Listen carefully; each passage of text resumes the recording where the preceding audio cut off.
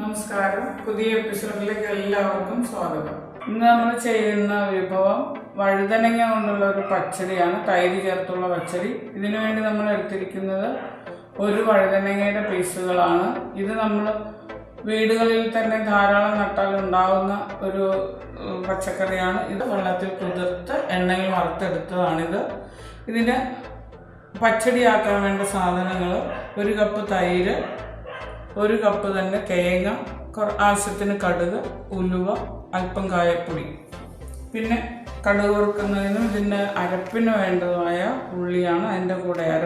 ഈ കടുക് വറുക്കുന്നതിൻ്റെ കൂടെ തന്നെ നമ്മൾ അല്പം ഇഞ്ചിയുടെ പീസിട്ട് കൊടുക്കും.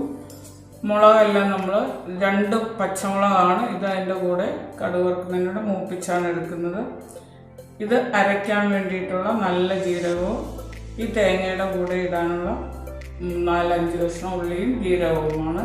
ഇതെല്ലാം കൂടി നമുക്ക് അല്പം തൈര് ഒഴിച്ചാണ് അരയ്ക്കുന്നത്. വെള്ളം നമ്മൾ ഇതിൻ്റെ അകത്ത് ചേർക്കുന്നേ ഇല്ല. നമ്മൾ വഴുതനങ്ങ വറുത്ത് വെച്ചിട്ടുണ്ട്. ഇനി നമുക്ക് 5 മിനിറ്റ് കൊണ്ട് പാകം ചെയ്തെടുക്കാം.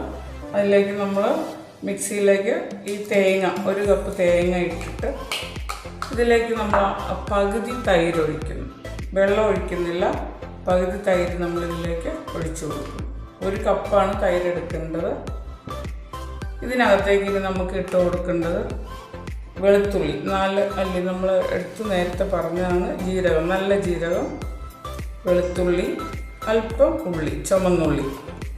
ഇത്രയും സാധനം മാത്രമാണ് നമ്മൾ അരയ്ക്കാൻ എടുക്കുന്നത്.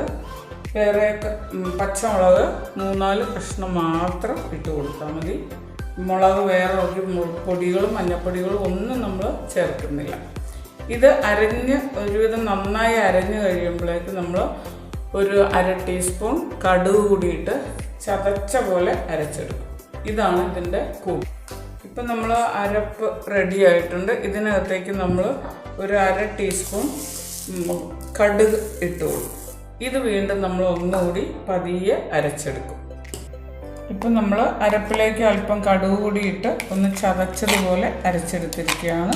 പാൻ നന്നായിട്ട് ചൂടായിട്ടുണ്ട്. അതിലേക്ക് നമുക്ക് ആവശ്യത്തിനുള്ള എണ്ണ ഏതും ആവാം. നല്ലെണ്ണ ഒഴിക്കരുത്. വെളിച്ചെണ്ണയോ പാം ഓയിലോ ഒലിവ് ഓയിലോ ഏത് വേണമെങ്കിലും നമുക്കിതിന് എടുക്കാവുന്നതാണ്. കടുക് ഇതിലേക്ക് ഇട്ട്, കടുക് ഏകദേശം പകുതി പൊട്ടിയിട്ടുണ്ട്. അതിലേക്ക് നമ്മൾ അല്പം ഉലുവ ഇട്ട് കൊടുക്കും.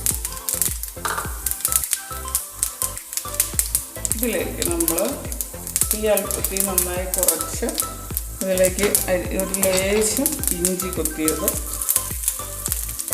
ഉള്ളി,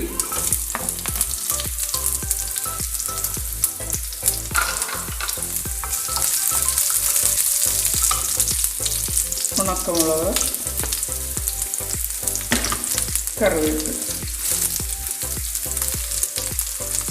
ഇത്രയും സാധനങ്ങൾ നമ്മൾ നന്നായിട്ട് മൂപ്പിച്ച് ഇത് കുറച്ച് നമ്മൾ ഇതെല്ലാം കൂടി മൂത്ത് കഴിയുമ്പോഴേക്ക് ഇത് നമ്മൾ കോരി വെച്ചിട്ട് കറി അവസാനം ഇറക്കുന്ന സമയത്താണ് നമ്മളത് ഗാർണിഷ് ചെയ്യുന്നത്.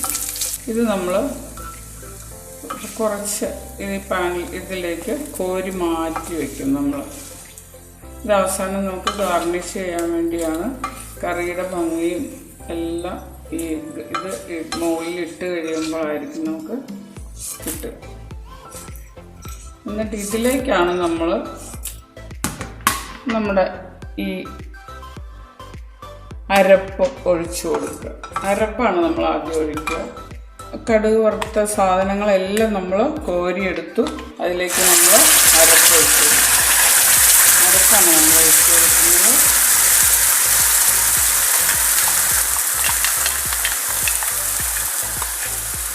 അരപ്പിൻ്റെ ആ പച്ച ചുവയൊന്ന് മാറുന്നവരെ നമ്മളൊന്ന് പതിയെ ഇളക്കി കൊടുക്കണം.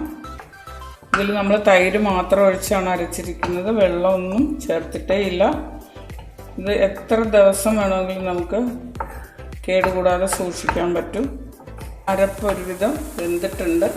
ഇതിലേക്ക് നമ്മൾ വറുത്ത് വെച്ചിരിക്കുന്ന വഴുതനങ്ങ ഇട്ടു.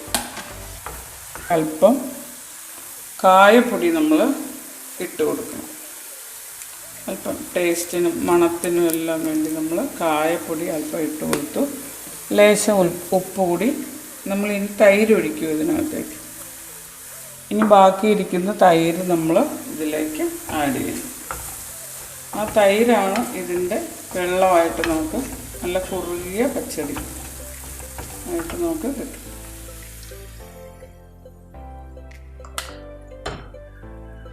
നമ്മുടെ പച്ചടി റെഡി ആയിട്ടുണ്ട്. ഇതാണ് നമ്മുടെ പച്ചടി. തൈര് മാത്രം ചേർത്തും ഇതുപോലെ ഉണ്ടാക്കാം. അരപ്പ് തേങ്ങയൊക്കെ ഇല്ലാത്തവർക്കാണെങ്കിൽ തൈര് മാത്രം ആയിട്ടാണെങ്കിൽ ഇങ്ങനെ വറുത്ത് നമുക്ക് പച്ചടി വയ്ക്കാം. നല്ല തിക്കായിട്ടുള്ള തൈര് വേണമെന്ന് മാത്രമേ ഉള്ളൂ. തേങ്ങ ഉണ്ടെങ്കിൽ കുറേ കൂടി ടേസ്റ്റാണ്. എല്ലാം മുളകും എല്ലാം നമ്മൾ ഇട്ട് കൊടുക്കും.